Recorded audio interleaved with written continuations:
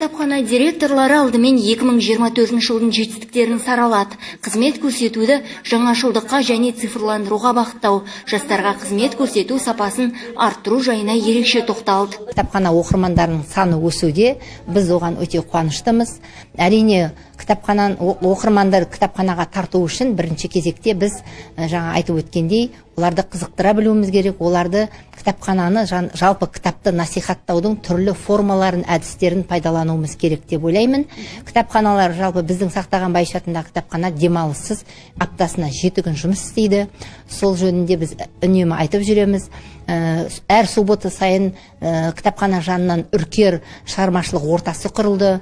Ол жас ақындардың, жазушылардың, жалпы кітап оқимын деген жастардың бас қосу ортасы болып табылады. Жиын барысында аудандық кітапханашылар былтыр жүзеге асырылған инновациялық жобалар мен бастамалардың нәтижелерін айтып, кітапхана жұмысын жандандырудағы оң әсерінен бөлісті. Кітапханалар осы жобалармен көзге көрінеді, оқырмандардың қызығушылығын арттырады.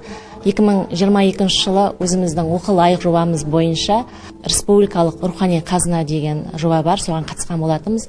Осы жобада біздің оқы лайық жобамыз аудандық маңызы бар кітапхана атағына ие болып, миллион теңге жеңіп алатын болатынбыз. Одан кейін 2022 жылы, одан кейін 23 жылы өзіміздің осы авторлық жоба, жеке жобасымен әдіскерім Қанат Танытбайұлы деген болатын, сол өзі қатысып авторлық жобасымен 500 мың теңге ұтып алған болатын. Кездесу барысында кітапхана директорларына көшбасшылық қасиеттерін дамытуға арналған тренинг өткізілді. Айта кеткен жөн, бүгінде облыста 233 кітапхана, 74 ауылдық модельді кітапхана, 30 коворкинг орталығы жұмыс істеп тұр. Айжан Ерланқызы, Райгүл Еншібай, Самат Қалекенов, Ақтөбе телеарнасы.